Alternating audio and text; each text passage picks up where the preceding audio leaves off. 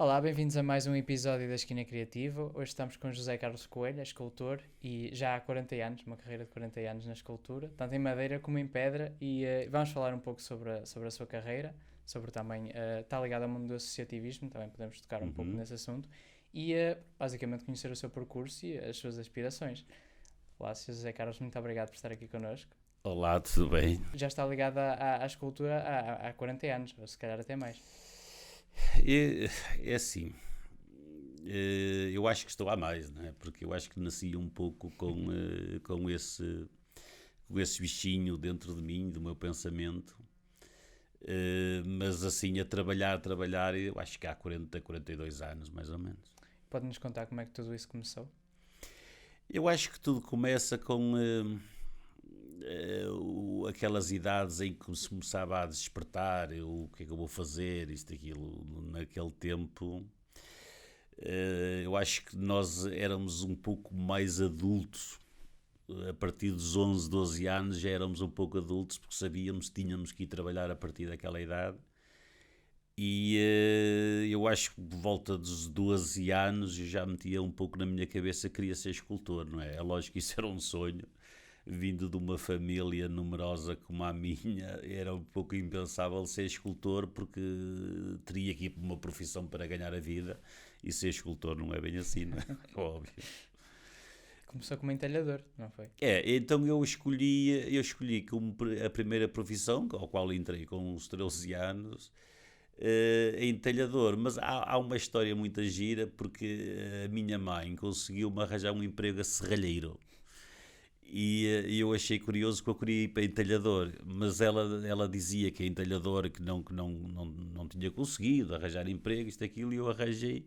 Ela arranjou-me um emprego para serralheiro, mas eu consegui fazer uma finta muito engraçada, porque na segunda-feira, qual era o primeiro dia de trabalho, eu, em vez de ir para a serralharia trabalhar, fui para a casa de um entalhador, fui para a casa de um entalhador e ela pensava que eu estava na serralharia, eu estava em casa de um entalhador, porque era para aquilo que eu queria.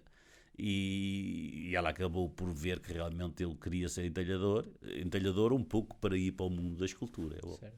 Depois quando é que fez essa transição de... Aquilo, eu como era pequenito, não era novo, não tinha uma ideia, mas eu pensava que ser escultor bastava ser entalhador, não é? E quer queira, quer não, a talha eu acho que é uma arte que infelizmente aqui no nosso concelho está a desaparecer com uma velocidade incrível, mas eu acho que é uma arte incrível, é uma coisa lindíssima que era transformar, ao qual o escultor também estava muito próximo. E eu fui para entalhador porque eu tinha uma ilusão naquele cérebro de novo, de criança, porque vi lá um entalhador que hoje é o dia que eu muito devo, que é o Zé da Laurinda, é muito conhecido aqui em Paço de Ferreira. O Zé da Laurinda é um homem conhecido pelos seus passarinhos que ele faz, e eu tinha visto a fazer um crocodilo. Então, uma criança, eu era mais novo que ele, cerca de 10, 15 anos, e eu vi-o a fazer um crocodilo e então fiquei apaixonado, que queria ser entalhador para fazer esculturas como ele fazia, e tudo se baseia um pouco naquela paixão que eu ganhei com aquela idade. E tornar-se escultor a tempo inteiro foi complicado? É assim, eu acho que a vida tudo tem um momento. O segredo disto tudo é preciso ter atitude e é preciso ter paixão, não é? E trabalhar. Eu acho que o segredo é mesmo trabalhar. As pessoas, eu acho que qualquer jovem que queira chegar a fazer qualquer coisa que imagine, que goste, tem que trabalhar. Isso é uma das coisas principais, e seja qualquer a profissão, a gente se trabalhar e vai e consegue. E isso foi um pouco o que eu fiz, não é? Eu lembro-me perfeitamente, a primeira escultura que eu fiz, eu acabei por assaltar um monte de um vizinho meu, deitei um sobreiro abaixo porque queria madeira para fazer uma escultura, e eu estou a falar com coisas com 13 anos, quer dizer, aquela atitude que eu tive opá, não tinha maneira de como arranjar madeira, porque os meus pais não tinham poder para andar a comprar madeiras e aquilo, e acabei por assaltar o terreno do vizinho, roubei ali entre aspas, um sobreiro, e fiz a primeira imagem da minha vida com cerca de 13 anos. Lembro-me perfeitamente da maneira como eu esculpi aquilo, Ainda a tenho, E qual acho é que que foi? é uma imagem portanto, naquele pensamento de jovem, fiz um pouco o que eu imaginava o que era a escultura, que foi uma imagem ligada à arte sacra, porque eu ia às igrejas, via as imagens lá e admirava como é que é possível alguém ter esculpido aquela peça. As imagens das igrejas para mim era como se fosse algo de muito importante, porque via as pessoas a venerar, a rezar de frente àquelas imagens e eu sabia que alguém fez aquilo. Então eu imaginava-me ser eu a fazer. E conseguiu.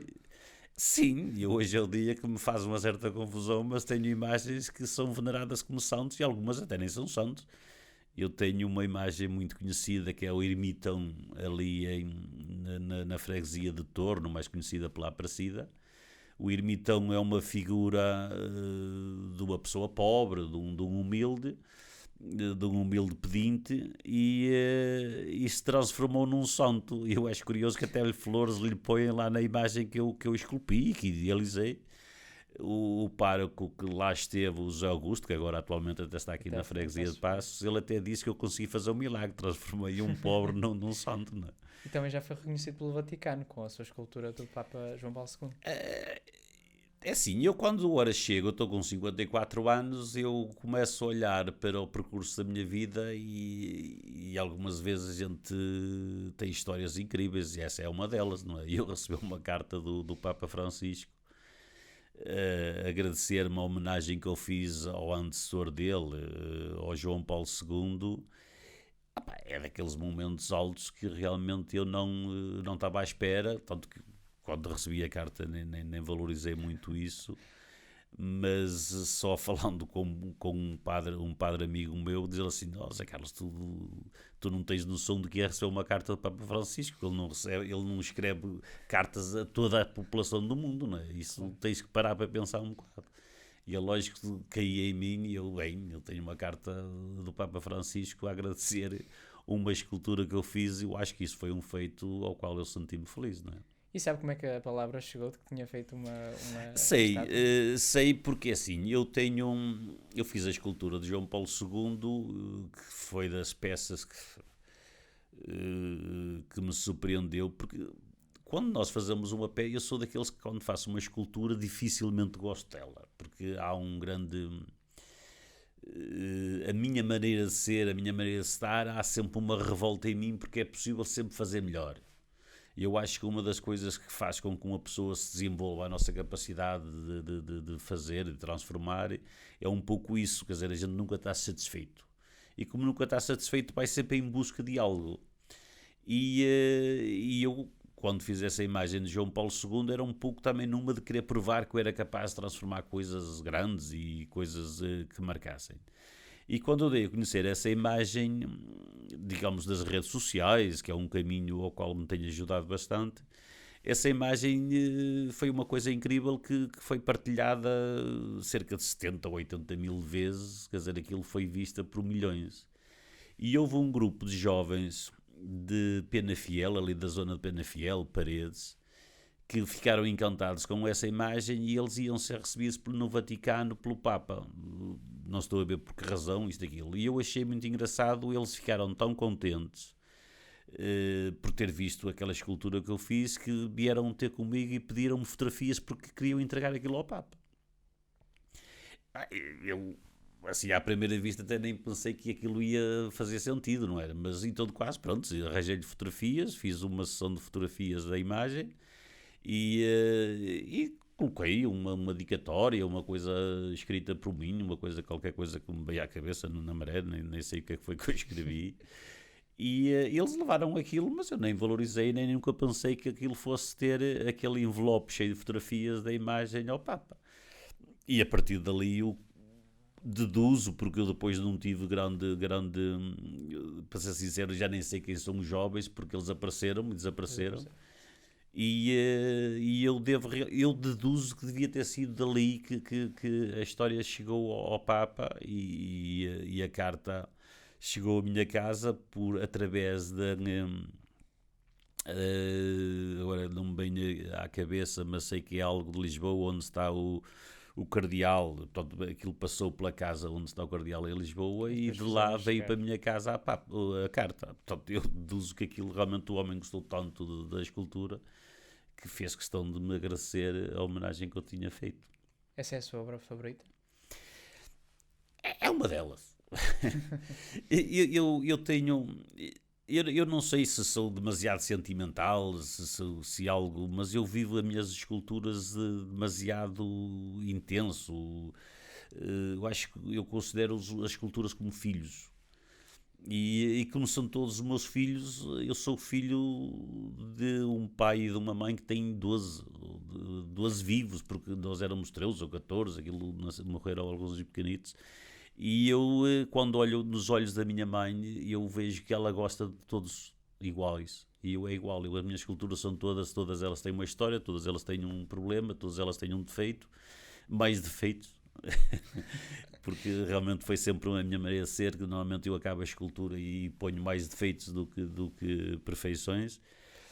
Por isso é-me difícil dizer qual é a escultura, mas é óbvio que foi uma das que me marcou e que fez parte da minha vida. E sabe assim mais ou menos quanto tempo é que demorou? É que a estátua é mesmo enorme. É assim, isto é um bocado confuso dizer ao certo, porque eu não trabalhava certo nela. Eu faço sempre um pouco mistura entre. Nunca estou numa só escultura. Mas eu acho que devia ser perto de meio ano, cerca de 6 meses a fazer a peça. É óbvio que muita gente me perguntou e como é que é possível alguém se meter 6 meses a trabalhar numa peça sem encomenda. E eu respondo facilmente, quando uma pessoa está por paixão, não pensa em dinheiro, não pensa em nada, quer é conseguir fazer algo. E isso, opa, graças a Deus, a minha maneira de estar, a minha maneira de ser, nunca fui pessoas de pensar muito, muito em dinheiro, embora pensasse alguma coisa, e eu acho que me prejudicou bastante, porque eu sempre quis dar uma boa qualidade aos meus filhos, dar estudos aos meus filhos, fazer uma casa para viver. Nunca fui pessoa de. Não sou e nego-me um pouco a subsídio-dependência, porque eu não sou muito a favor dos artistas viverem de subsídios. Eu acho que o subsídio estraga as pessoas. E eu, portanto, eu fui sempre, dependo de mim, sempre irei depender de mim e do meu trabalho, e daí algumas vezes eu penso um pouco na parte monetária. Claro. Daí alguma das minhas esculturas serão um pouco ligadas a um pouco, digamos, não tão artísticas, porque realmente eu penso que é daquilo que eu estou a viver, é daquilo que eu tenho, e o cliente, ao pedir-me aquilo, é aquilo que quer e eu faço.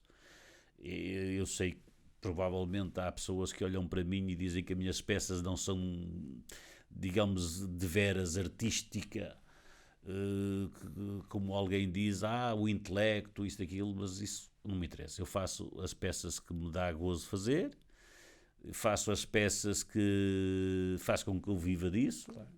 E faço as peças com amor. Agora, se sou artista ou não sou artista, não sou eu que vou discutir isso, nem me interessa. E para o futuro, qual é o seu sonho? Uma obra em específico ou um sítio onde Meu gostasse de sonho, ver uma obra sua? eu vivo o momento. Eu acho que das coisas que eu aprendi na vida foi viver o dia a dia. Não estou a pensar no dia da manhã. Eu quero ser feliz hoje e sou feliz hoje, vivo o momento. Sou do género que o meu pensamento, a minha maneira de estar, de um dia para o outro alteram bastante. Eu sou muito capaz de amanhã ver algo que me desperta outro caminho, desperta-me outros horizontes, isto, aquilo, e vou. Que se gostar, vou.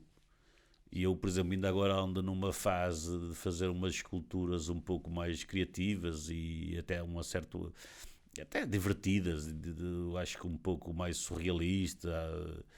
E foi só porque um dia passei no meio de um monte e vi lá pedras muitas giras, ao qual eu chamo de galambas, é a minha coleção das galambas, que é uma grande admiração pelas pedras belíssimas que nós temos no nosso solo, nas terras de Barroso, ali na zona de Trás-os-Montes.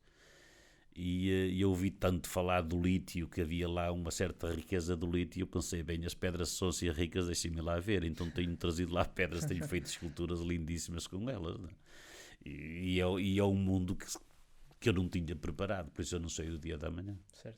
Mas prefere fazer trabalhos criativos? Eu gosto de tudo. Eu gosto de tudo e é sempre um desafio. É lógico, há momentos mais criativos. Eu sei que a parte da criatividade é lindíssima, mas algumas vezes da capacidade de fazer, e por exemplo, eu sou muito procurado para fazer bustos e esculturas de homenagens a pessoas, o rosto, fazer a expressão da pessoa, fazer a alma da pessoa. Eu acho que isso é um desafio superior. É óbvio que ali a gente pode ser criativo da maneira como apresenta o busto ou a estátua, mas fazer com que as pessoas olhem para lá e vejam a alma da pessoa. Eu posso dar o exemplo que ainda atualmente estou a fazer o busto de uma pessoa ao qual é encomenda da própria esposa para oferecer ao marido. E é de uma responsabilidade muito grande da minha parte eu ter que fazer a peça que a esposa idealiza porque quer fazer feliz o marido. E eu sei que o marido vai estar ao lado dela, quer dizer, isso não é fácil. E eu não conheço o senhor de lado nenhum, isso unicamente em fotografias. E isso, sem dúvida, que é um desafio muito, muito importante, muito grande, muita responsabilidade em cima de mim, porque naquele dia as coisas só irão correr bem se a pessoa estiver parecida. Porque o ser humano, às vezes, e eu acho que nós vivemos num momento que às vezes critica-se, e eu sei que infelizmente no mundo artístico, sei que há algumas vezes há uma onda de crítica sobre pessoas que fazem um tipo de escultura ou outro tipo de escultura, mas isso é normal, é natural da vida, isto e aquilo. E eu sou dos que digo que o mundo é um pouco mais facilitado, o mundo artístico é um pouco mais facilitado para os criativos. Porque a pessoa realmente, quando é livre de criar algo, nem sempre consegue uma grande obra, atenção, porque Claro. algumas vezes eu acho que há momentos que as obras são consideradas. Eu já assisti a situações que todo mundo critica a obra, mas quando alguém vai pôr no papel uma escrita ou uma crítica, então elogia. E isso faz-me uma certa confusão. Isso irrita-me, porque acho que as pessoas não são verdadeiras na arte. Quando não gostam, têm que dizer que não gostam. E como é que vê a evolução do setor nos últimos anos? Considera que há mais procura? Eu acho que é normal. Eu acho que a arte em Portugal não é fácil. Portugal não tem o poder económico de qualquer país. E a arte, viver-se de arte em Portugal é muito difícil.